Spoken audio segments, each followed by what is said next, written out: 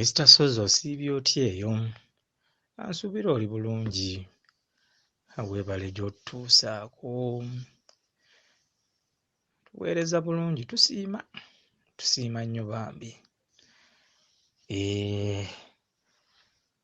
Nga ndeeta ekibooziboozi. Anti bwa kibooziboozi. Munnaye ekibooziboozi kino nali simanyi nti n'omusajja bamulonda ekkubo. Atuuka Desemba yali wa 25 bannonda ekkubo. Bwakyanga ennaku endala. Mu kulungeera awo nsanga kyali wange. Aŋŋamba jjo owaaye, jjo mperekeriku tugende twakutte ttenda. Waliwo kiraabu gye baali baguddewo mwezi ennaku za Christmas. Twagikutte ttenda. Jangu okuyingira ojja kuyingira bwereere. Kunze ne mugamba naye muzeeyi naamukola ntya? Muzeeyi annambulira ku boys quarter. Nali nakayingira advanced level. Okitegeera nkyali muto. Nampa pulaani. Waggulu eri tukwaseeyo ekigoye tulusike, tuseeyo n'ekipapula lunywere nga ne wajja oddunyeenya ne wakonkona alaba weggalidde.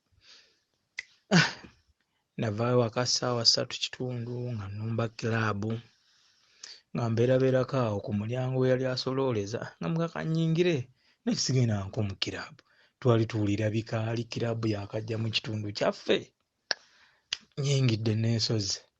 Nfunye akatebe awo ntudde ku bbali awo nguze kakebe kange aka kooko nawe obukebe. Ndowooza kati abeera mu bifuuba ki takyalabika. Munnange bankyatudde kkatebe nga zireeta mwana muwala nga yeezinisizaawo nga omanyi ebya kirabu mujebale konsekale namuli mutya tuli gye tuli anti biba byakuleekaana. Amanya gange nze konze nze Moses nti kale muli mutya munnange nga tukwatagana. Ngenda okulaba omuwala avuddewo tumanyiganyirizaamu awo ng'ajja n'akatebe ng'akateekawo ng'atuula. Agenza aleese ebifi by'enkoko. Yanzala nnyina ekifi kyange ky'enkoko kye ndyako. Ng'aleeta ebifi bina ng'alya 2 nga nange 2 nga nnyongera bukooko 2. Nga tunyumya. Munnange siikulwiseeyo. Omukyala ng'asooka afulumamu ebweru. Bw'afulumamu ebweru ng'akomawo. Nga ŋŋamba mbadde nsaba kumperekerako. Tukwataganye n'emboozi yawanvuwa. Omperekerekeyo kale nzirayo ngamba nzirayo waka nemperekeraako nkulengezeeyo wange olabewo. Nali mmanyi abasajja be babigamba abakazi. Babintomeza nga naye nze sibimanyi. Piki weetutwala ng'etutuusa nga mmanyi nze empeta nkomawo ne piki naŋŋamba oligamba bw'olijja ng'ate navaawo sooka olabeko ne mu nju. Piki tujja funa saawa tulinga 8 eyo zigera 9. Munnange nga tetuyingira tukalidde yalinamu ka plastic chair awo kalumu ng'ak'omuwala omudigize nga ntuuza ku buliri. Tuli awo tandise okwetema sipirii awo asigadde mu kakebe ng'ali free nno nange ogamba tweraba dda. Nze nno ndi green ntunudde nti nange atukula. Kyokka mu kiraabu amataala gababuzaabuza tosobola mutegeera olumu. Naye omuwala yali atukula mwe yali mwana ndowooza weewaakagama eyo. Tatandise okunkwatirira nga neesikamu neŋŋenda okira nga omanyi munnaye ng'atwala omukono gwe ng'agukwasa ku vanira bw'ati ng'ayibuyisa mupale ng'akwasa ku vanira. Allahu Akbar. Munnange wankwasa ku vanira ng'aleeta omukono gwe ng'agukwata ku vanira wange. Maama myaka egyo ogimanyi omusaayi guddukira kumu ku speed papapapa. Kikwanso kyagala kutundula vanira kiri ready. Situndulanga ajjeeyo ebikola nga nsaba nga ŋŋamba munnaye badde nsaba tukolemu bweti tugendeko ojjeko ontundule ku vanira wange ono baludde omutundula mpulira olutukolo lumererera naye nga mpulira njagala okikole ne sikitegeera bulungi nnyo kye ŋŋenda okukola ekyotundula vanira nga nja kuyigiriza anyambaza giraavuzi ŋŋende munnaye mu vanira kati awo masannyalaze gagenda akuma ttooki ye kati oluvannyuma mukuma ttooki kye yazzaako bw'akuma ttooki n'agenda okulaba aggyeyo akapiira ng'akaala ku buliri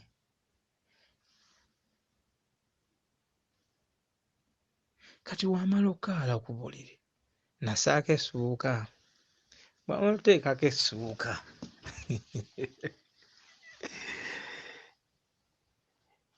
teeba ki ekyaddako nga simanyi bwe kimuteesaako akapiira ku buliri nti alina ekyejo munnange nga tutandika tundula vanira nga womanyiko gyali yaŋŋamba emabega eri bakyala bookya biki nafuna experience eyo bwe nfuna experience eyo munnaaye mulimu ya vanira otuukayo nalinnyayo kigere eddakiika nga 2 nga situuyanye nange nga ngweri nga mpaakadde ng'ajja amazimu fulasika ng'akwata guno gubadde gwambadde giraavuzi ng'agunyigaanyigako mpaakadde ssaawa ng'emu nga mpummula owaddako twabijjukira giraavuzi saazi teyazinjjukiza munnange yansuuza giraavuzi kaakati bw'ansuuza giraavuzi tugenda mu maaso nno nga tutandise nno omukwano kwolwo nvaayo ku makya omuntu gwe baatutte okulaba ewaka navaayo essaawa 2 nzira ewaka neebwanabwana bambuuza wakedde wa kwanza nnyina we nakedde wa mukwano gwange eyo nti nga nkola ku mirimu awo egy'ewaka tumaliriza kati tuba tutambula olumu olwo omukyala mpita nga omuntu oyo gw'oli naye omuyita otya ko nze mukwano gwange nga tutambula n'olulala nakiddamu n'ambuuza omuntu oyo gw'oli naye omuyita otya waali mwesonyi omuntu oyo era nze si nnungi abeera kaboozi ku bbiri tyokakasa ngamba ono alayika nnemesa bulemesa naye nga neesunga okugendanga mu kiraabu nga neesunga naye ng'akinkweka munnaye mbweweekabeera akola kaboozi ku bbiri konze munnange luvannyuma nnyo wayise emyezi egiwera n'5 mba nnyina wentudde nagendanga nenyumyamu n'aba siteegi ya booda yali okumpi awo nga bamuyisaawo naye ng'asuliiminzeyo n'omubiri kumbe bandabanga mu kiraabu abo baggayizi ne baŋŋamba obiraba bye walyanga neesika wayita ennaku nga 3 nga bamubika nti ddi awese nze natuuya n'ebigere nawulira nga appetite embuze ne ngezaako okwekebezaako awo emyezi egyaddako neekebeza n'ekizuula nga wazoke nga sirina buzibu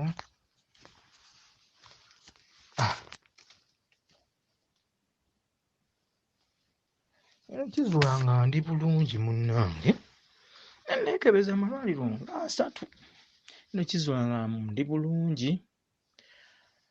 bwentyo bwe nawona okufa bannonda kkubo naye simanyi mbu n'abasajja babalonda ekkubo munnange benzijukira mu nnaku za Krismasi kiraabu ye yabindeetera ne bannonda ekkubo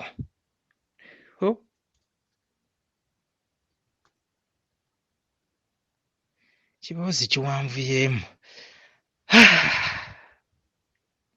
anti gwa kiboozi